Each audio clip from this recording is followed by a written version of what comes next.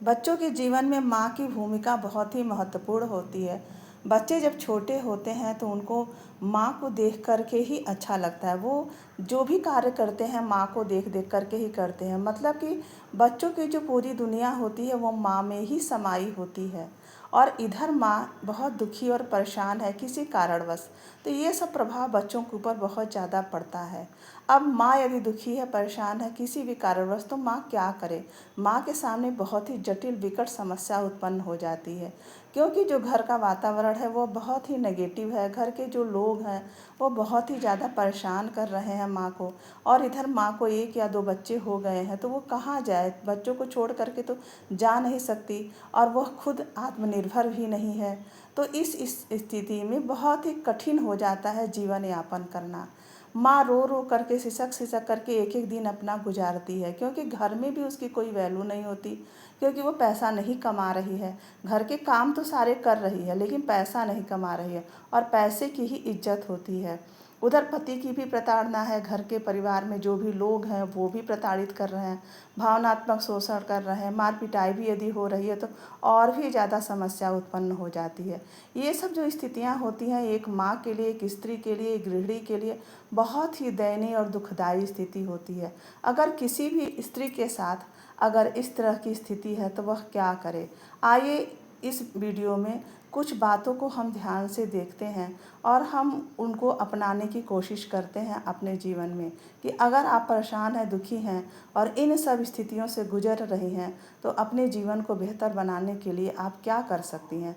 चलिए कुछ पॉइंट के द्वारा मैंने इस वीडियो में बताने की कोशिश की है। आशा करती हूँ कि अगर आप इन पॉइंट्स को ध्यान दे करके और अपने जीवन में अमल करती हैं तो निश्चित ही आपकी जो जीवन यात्रा है वह सकुशल संपन्न होगी। सबसे पहले तो आपकी जो भी स्थिति परिस्थिति है उसे सहज भाव से स्वीकार करें। आप यह सोचें कि जो भी स्थिति आई है उसको हमें शांत चित्त से, शांति के भाव से हमें उसे स्वीकारना होगा और उसे निभाना होगा। जब आप अपनी स्थिति को शांत होकर के स्वीकार लेते हैं तो फिर उसका समाधान हमारे दिमाग में आने लगता है कि हम अपनी इस स्थिति को बेहतर कैसे बना सकते हैं, हम अपनी इन समस्याओं से कैसे उबर सकते हैं, इन समस्याओं से हम कैसे निकल सकते हैं। तो ये सब चीज़ें जब आप शांत होकर के सोचेंगे तो आपके दिमाग में तमाम तरह के समाधान, तमाम तरह के रास्ते नज़र आने लगते हैं कि अच्छा, मैं जब यह करूँगी तो मैं इस समस्या से निकल जाऊँगी।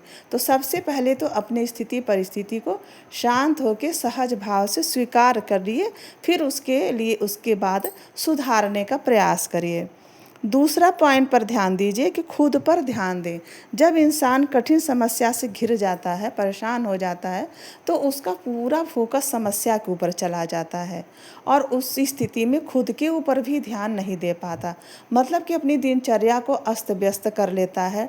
देर से सोकर उठना, समय से खाना नहीं, समय से नहाना नहीं, समय पर काम नहीं करना, तो इस तरीके से उसकी सारी दिनचर्या जो है वो अस्त व्यस्त हो जाता है।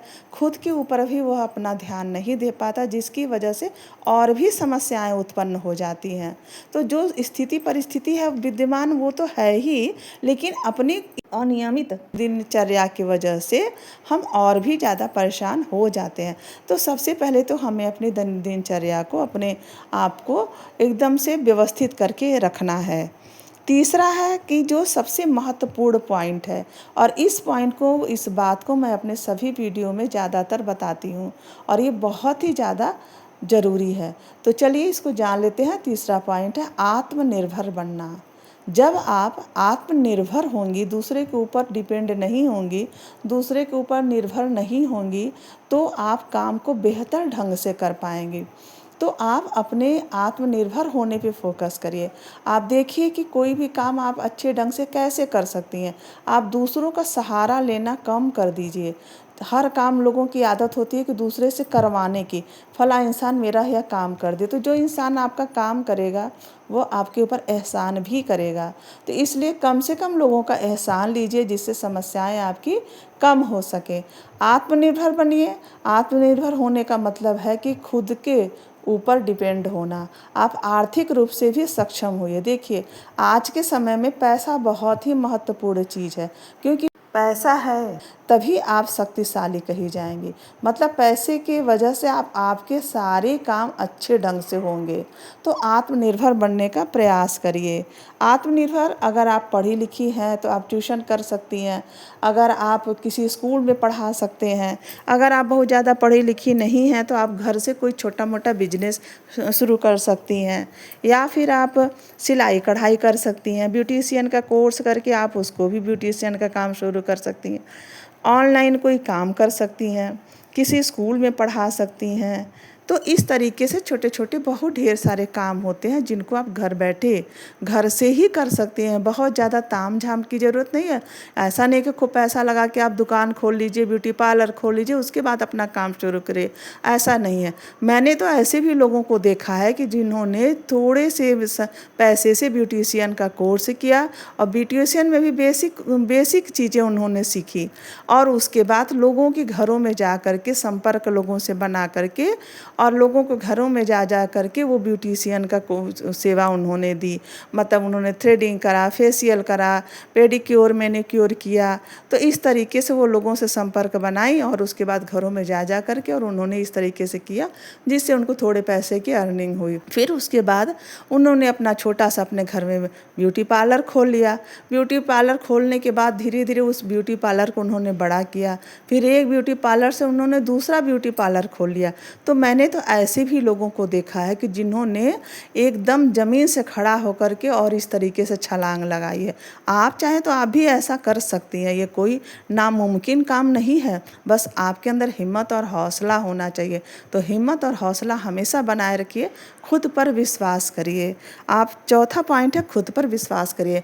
आप यह सोचिए कि मैं यह काम कर सकती हूँ, मुझसे यह काम होगा। आप कभी भी यह मत सोचिए कि मैं यह काम नहीं कर सकती हूँ। हिम्मत तो हारना ही नहीं है, बल्कि अपने आत्मबल को हमेशा ऊंचा रखना है कि मैं यह काम कर लूँगी, क्योंकि अगला इंसान अगर काम कर सकता है तो मैं क्यों नहीं कर सकती, मैं बिल्कुल कर लूँगी। तो अपने अंदर आत्मबल हमेशा बनाए रखिए। पांचवा है, अपने जीवन साथी से सहज भाव से स्वीकार करें। मतलब जो आपका जीवन साथी है उसको सहज भाव से स्वीकार करें। कहने का मतलब है कि अगर आपका जीवन साथी आपको सपोर्ट नहीं कर रहा है, किसी भी मामले में सपोर्ट नहीं कर रहा, मतलब पैसा भी कमा के आपको नहीं दे रहा है, बच्चों का देखभाल नहीं कर रहा है, घर गृहस्थी का खर्चा नहीं दे रहा है, आपको भी नहीं देख रहा है, मतलब वो पूरी तरह से नगण्य है, कोई भी काम नहीं करता, घर में कोई भी अपना भागीदारी वो नहीं देता, मतलब कोई भी पैसा वगैरह करना, कोई भी हाथ नहीं बटाता, कोई भी सहयोग नहीं देता। तो उस स्थिति में कलह का वातावरण हो जाता है, पति पत्नी आपस में झगड़ा और लड़ाई करना शुरू कर देते हैं। देखिए यहाँ पर एक बहुत ज़्यादा ध्यान देने बात होती है कि कम से कम झगड़ा लड़ाई हो, कलह कम से कम, क्योंकि जो अगला इंसान है वह इतनी जल्दी सुधरने वाला नहीं है। क्योंकि कोई भी व्यक्ति जब से खुद से उसके अंदर यह जागरूकता नहीं आएगी कि मैं गलत काम कर रहा हूँ, कर रही हूँ, मुझे सुधरना चाहिए, मुझे अपने घर की जिम्मेदारी उठानी चाहिए, तब तक वो सुधरने वाला नहीं है। आपके चिल्लाने से, आपके लड़ने से वो नहीं सुधरेगा। आप उस इंसान को सहज भाव से स्वीकार करिए। देखिए बच्चे हो गए हैं, छोटे छोटे हैं बच्चे, आप उनको छोड़कर जा नहीं सकती हैं, तो आप उनको स्वीकार करिए। क्योंकि समाज इस तरह का है ना, आप उनको छोड़ के गई कहीं भी कोई है तो बहुत सारी दिक्कतें आती हैं। बच्चों को भी एक परिवार चाहिए। बच्चों का जो विकास होता है वो परिवार के साथ में रह कर के भी बेहतर ढंग से हो सकता है। तो आप इस चीज़ को समझिए। आप अगर पति अगर इस तरह का है या पत्नी इस तरह का है तो थोड़ा उनको समय दीजिए। उनको सहज भाव, जब वो शांत चित्त हों, चुपचाप बैठे हों, शांति से हों, घर में कलह का वातावरण नहीं हो, तब उस समय आप अपनी बातें उनसे कहिए कि देखिए आप यह इस तरह से गलत काम कर रहे हैं और इस तरीके से मत करिए, क्योंकि बच्चों को ऊपर, परिवार के ऊपर इसका प्रभाव पड़ रहा है और आप इस चीज़ को ध्यान दीजिए, समझिए।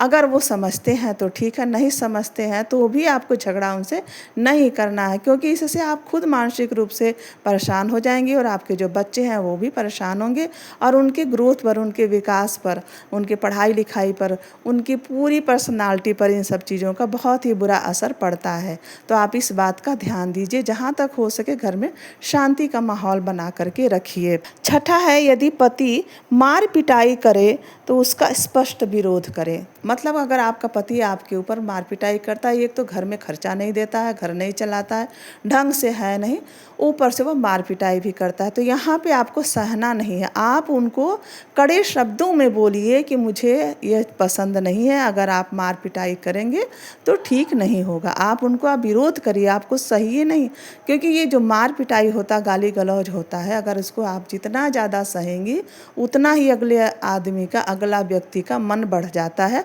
वो आपको और भी ज़्यादा प्रताड़ित करेगा।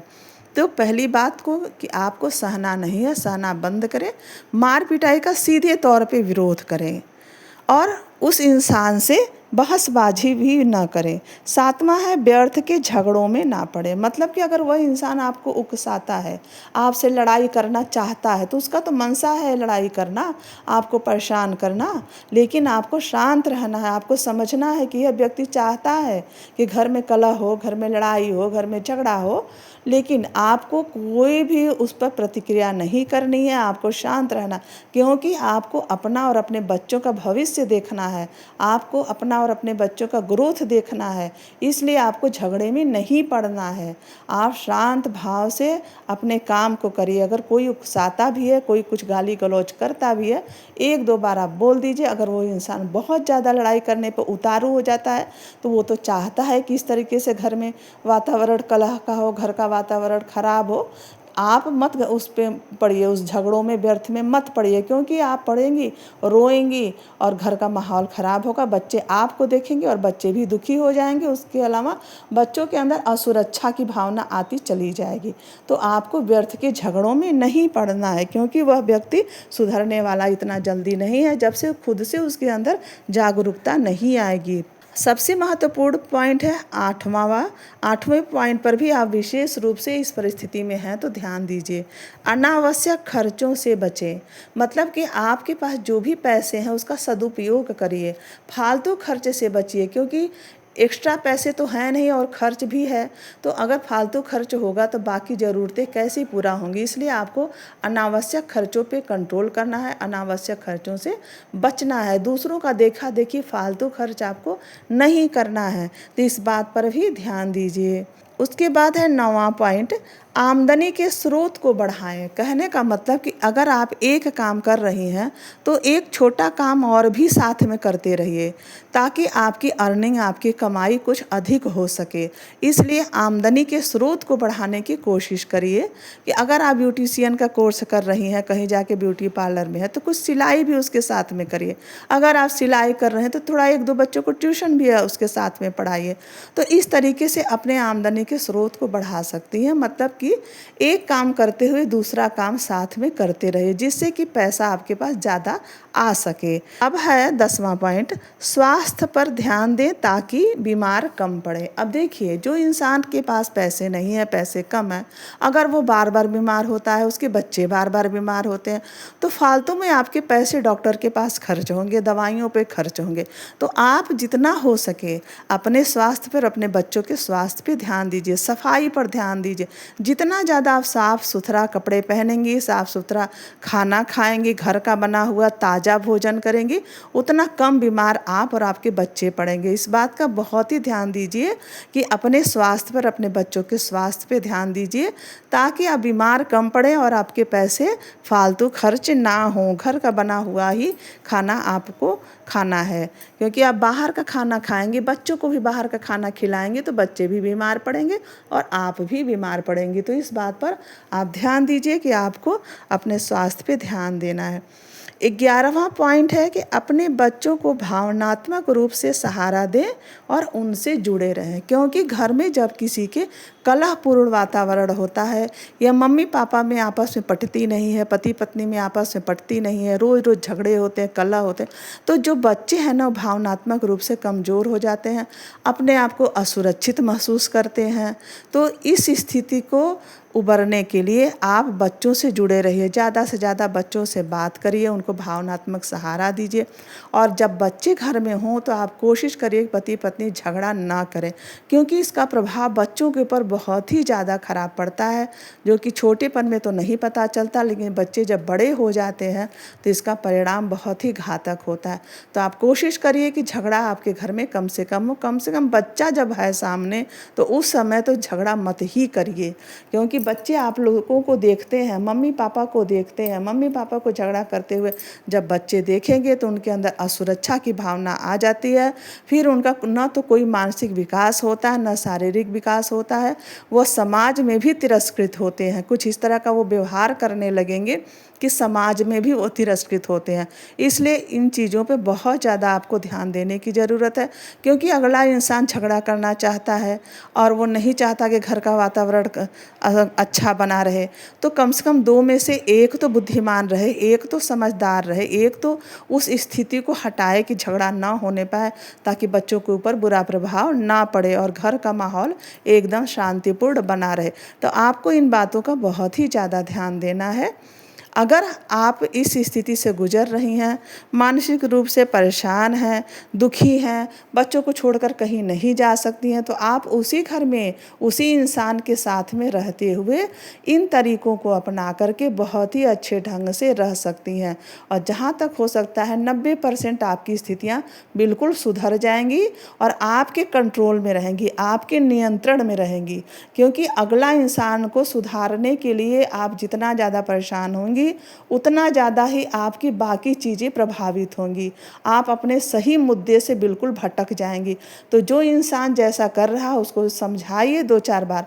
अगर वो नहीं समझता है तो उसको छोड़िए, उसको करने दीजिए, उसके अपने कर्मों का फल भुगतने दीजिए। समय आने पे भगवान उसको भी उसके कर्म की सज़ा देंगे। लेकिन आज का समय अपना आप मत बिगाड़िए। आप खुश रहिए, मस्त रहिए और अपने कार्यों पर, अपने बच्चों पर ध्यान दीजिए, खुद पे ध्यान दीजिए। आप अपने सभी कार्य को सहज भाव से करते रहिए। तो चलिए मिलते हैं अगले वीडियो में। तब तक के लिए ईश्वर से यही कामना है कि आप सभी लोगों को खुश रखें, स्वस्थ रखें और मस्त रखें। बहुत बहुत शुभकामनाएं आप सभी को।